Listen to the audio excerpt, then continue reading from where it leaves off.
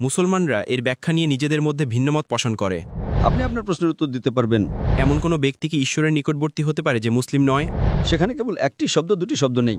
হয়তো আমি এই বিষয়টি আমার এবং ঈশ্বরের মধ্যে ব্যক্তিগত রাখতে চাই। শুভ সন্ধ্যা সবাইকে। আমার নাম রিকি সেটিয়াওয়ান। আমি বগুড়া থেকে এসেছি এবং বর্তমানে একজন বিজনেস অ্যানালিস্ট হিসেবে কাজ করছি, এবং আমি একজন অজ্ঞেয়বাদী। স্যার, আপনি এর আগে অনেকবার বলেছেন যে কোরআন নিখুঁতভাবে নির্ভুল, অন্যান্য ধর্মগ্রন্থের মতো নয়।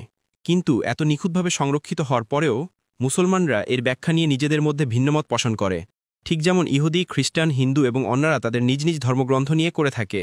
তাহলে শেষ পর্যন্ত কে ঠিক করবে কোন ব্যাখ্যাটি সঠিক, এবং আমরা কিভাবে নিশ্চিত হতে পারি যে আমরা সত্যি ঈশ্বরকে খুঁজছি, শুধুমাত্র আমাদের পূর্বের বিশ্বাসের সমর্থন খুঁজছি না? আর যদি ভালোবাসা, নম্রতা সে কি একজন মুসলিমের চেয়ে ঈশ্বরের বেশি নিকটবর্তী হতে পারে? এটা কি সম্ভব যে এমন কোনো ব্যক্তি কি ঈশ্বরের নিকটবর্তী হতে পারে যে মুসলিম নয়? ভাই প্রশ্ন করেছেন যে আমি বিশ্বাস করি কোরআন ঈশ্বরের বাণী, এটি নিখুঁত, এতে কোনো ভুল নেই, কিন্তু তারপরেও এর বিভিন্ন ব্যাখ্যা রয়েছে। এটি আপনার প্রশ্নের প্রথম অংশ। দ্বিতীয় অংশ হলো, এমন কোনো ব্যক্তি কি ঈশ্বরের নিকটবর্তী হতে পারে যে মুসলিম নয়? এটি আপনার দ্বিতীয় প্রশ্ন, তাই তো? হ্যাঁ স্যার। প্রথম অংশের ব্যাপারে বলি, কোরআন হলো আল্লাহ সুবহানাহু ওয়া তাআলার বাণী। অনুবাদ করার সময় শব্দের ব্যবহারে ভিন্নতা আসতে পারে, অনুবাদকেরা ভিন্ন ভিন্ন শব্দ ব্যবহার করতে পারেন, কিন্তু মূল আরবি সম্পূর্ণরূপে ঈশ্বরের বাণী। সেখানে কেবল একটি শব্দ, দুটি শব্দ নেই, কিন্তু অনুবাদ ভিন্ন হতে পারে। বোঝার ক্ষেত্রে সমস্যা বা পার্থক্য থাকতে পারে, কিন্তু আরবি ভাষায় একই।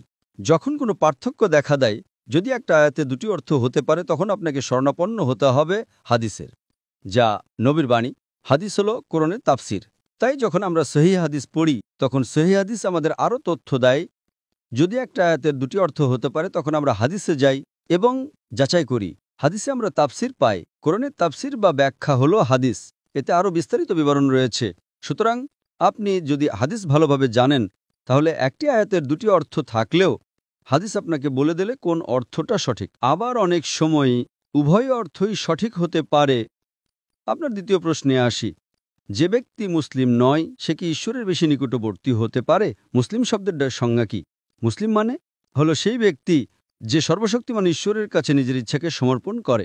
অমুসলিম হলো এমন একজন ব্যক্তি যে ঈশ্বরের কাছে নিজের ইচ্ছাকে সমর্পণ করে না। সুতরাং আপনার প্রশ্নটি হলো, যে ব্যক্তি ঈশ্বরের কাছে নিজের ইচ্ছাকে সমর্পণ করে না, সে কি এমন ব্যক্তির চেয়ে ঈশ্বরের বেশি নিকটবর্তী হতে পারে যে নিজের ইচ্ছাকে ঈশ্বরের কাছে সমর্পণ করে?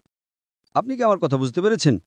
আপনার প্রশ্নটি আমার কাছে হলো, একজন অমুসলিম কি পারে? অমুসলিম মানে যে ঈশ্বরের কাছে নিজের ইচ্ছাকে সমর্পণ করে না, সে কি এমন ব্যক্তির চেয়ে ঈশ্বরের বেশি নিকটবর্তী হতে পারে যে নিজের ইচ্ছাকে ঈশ্বরের কাছে সমর্পণ করে? আপনি আপনার প্রশ্নের উত্তর দিতে পারবেন।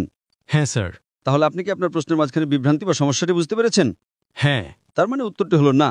তার মানে যে ব্যক্তি অমুসলিম, যে ব্যক্তি ঈশ্বরের কাছে নিজের ইচ্ছাকে সমর্পণ করে না, সে কখনোই এমন ব্যক্তির চেয়ে ঈশ্বরের বেশি নিকটবর্তী হতে পারে না যে নিজের ইচ্ছাকে ঈশ্বরের কাছে সমর্পণ করে। একজন অমুসলিম কখনোই একজন মুসলিমের চেয়ে ঈশ্বরের বেশি নিকটবর্তী হতে পারে না। আপনি উত্তর পেয়েছেন? ঠিক আছে ভাই, আপনি এক ঈশ্বরে বিশ্বাস করেন? আমি ঈশ্বরের একত্ববাদী বিশ্বাস করি। মাশাআল্লাহ। আপনি কি বিশ্বাস করেন যে নবী মুহাম্মদ ঈশ্বরের দূত? আমি বিশ্বাস করি মোহাম্মদ ঈশ্বরের কর্মীদের মধ্যে একজন, আমাদের মতোই, যিনি ঈশ্বরের ব্যবস্থা চালাতে সাহায্য করেন। তিনি অবশ্যই একজন মানুষ, কিন্তু আমি জিজ্ঞেস করছি আপনি কি বিশ্বাস করেন তিনি ঈশ্বরের একজন দূত? হ্যাঁ, তিনি ঈশ্বরের দূতদের মধ্যে একজন। মাশাআল্লাহ। হ্যাঁ, তিনি একজন। আরও অনেক দূত আছেন, শত শত, হাজার হাজার। ভাই, ইসলামে দুটি জিনিস প্রয়োজন। এক, বিশ্বাস করা যে ঈশ্বর এক। আপনি কি যিশুকে ঈশ্বর মনে করেন? না। মাশাআল্লাহ। আপনি কি বিশ্বাস করেন যিশু ঈশ্বরের দূত? হ্যাঁ, তিনি ঈশ্বরের দূতদের একজন। খুব ভালো। ইসলামে প্রবেশের জন্য একজন ব্যক্তির ন্যূনতম দুটি মানদণ্ড প্রয়োজন। ১ নম্বর, বিশ্বাস করা যে ঈশ্বর এক। ২ নম্বর, বিশ্বাস করা যে নবী মুহাম্মদ সাল্লাল্লাহু আলাইহি সাল্লাম ঈশ্বরের দূত। এরপরে ধীরে ধীরে একজন মানুষ ইসলামের নিয়মকানুন মানতে শুরু করে, কিন্তু ন্যূনতম এই দুটি জিনিস আপনি ইতিমধ্যে বিশ্বাস করেন। তাহলে কি আপনি ইসলাম গ্রহণ করতে চান? হয়তো আমি এই বিষয়টি আমার এবং ঈশ্বরের মধ্যে ব্যক্তিগত রাখতে চাই। ঠিক আছে, আমি এটা ব্যক্তিগত রাখতে চাই। ঠিক আছে, যতক্ষণ আপনি ঈশ্বরকে ফলো করবেন, ঈশ্বরে বিশ্বাস করবেন, সেটাই যথেষ্ট। আপনাকে সবার সামনে ঘোষণা করতে হবে না। আমি আল্লাহর কাছে আপনার হেদায়েতের জন্য দোয়া করি, এবং আল্লাহ সুবহানাহু ওয়া তাআলা যেন আপনাকে পথ দেখান এবং আপনি যেন ঈশ্বরের আরও বেশি নিকটবর্তী হতে পারেন। ভাই।